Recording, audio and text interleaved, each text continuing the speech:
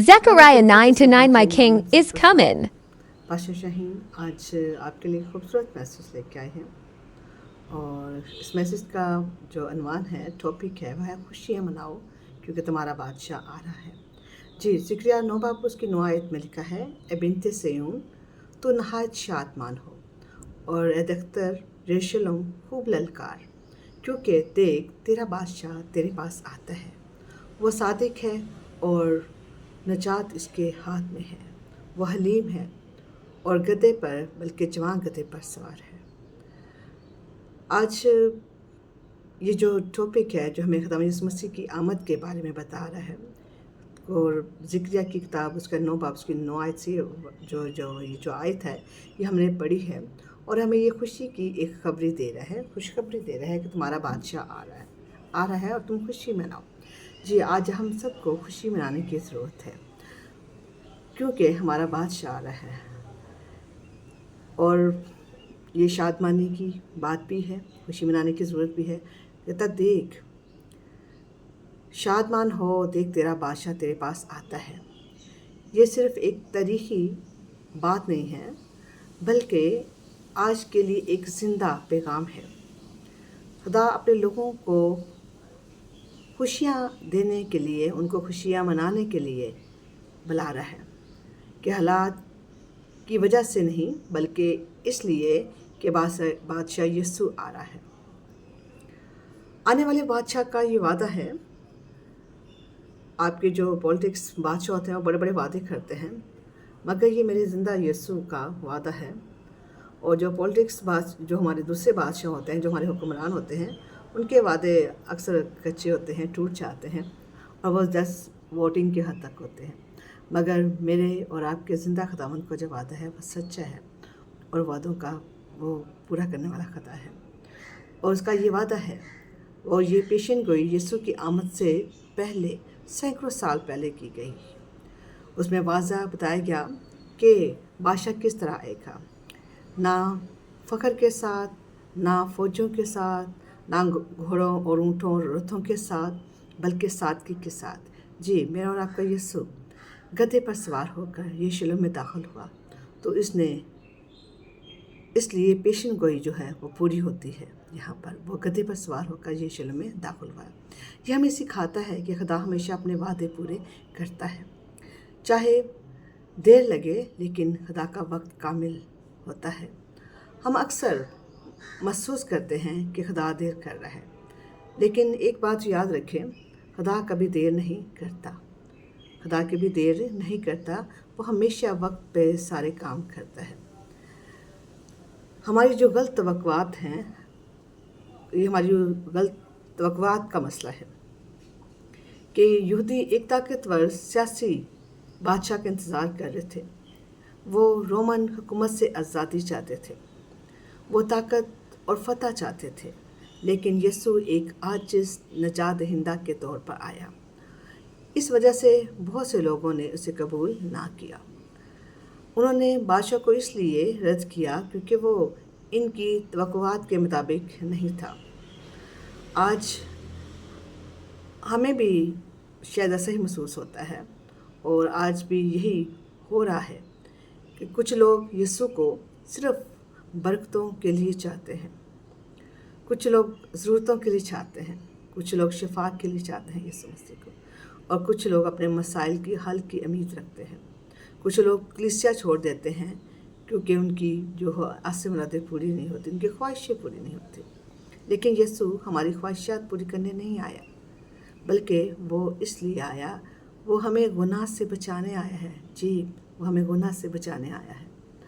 और आज अगर आप एक दूसरे से पूछें या अपने आप से पूछें, क्या मैं यीशु को वैसा ही कबूल करता हूँ जैसा वो है या जैसा मैं चाहता हूँ? जी, आज हमें अपनी भी जांच पड़ताल करने की ज़रूरत है कि हम यीशु को किस तरह कबूल करते हैं। जैसा वो हमें चाहता है हम उसे वैसा कबूल करते हैं या जैसा हम उसे चाहते हैं उस तरह कबूल करते हैं। हमारे बादशाह की खुसूसियात बहुत सारी हैं। जी, ज़िक्रिया जो है ज़िक्र की किताब में और इस आयत में हमारे बादशाह की बहुत सी सफ़ियात को, बहुत सारी उसकी खूबियों को बयान किया गया है कि वो रास्तबाज है। पहला क्या है? वो रास्तबाज है। यीशु कामिल और पाक है। और फिर वो क्या है? वो हमारी ज़िंदगियों में रास्तबाजी लाता है। वो हमारा निजात दहिंदा है। वो हमें गुनाहों से बचाने आया है, ना कि सिर्फ मसाइल से। वो हलीम और आजिज़ है, जो कि अमन की अलामत है। हमारा बादशाह मगरूर नहीं, बल्कि मोहब्बत करने वाला और नरम दिल है।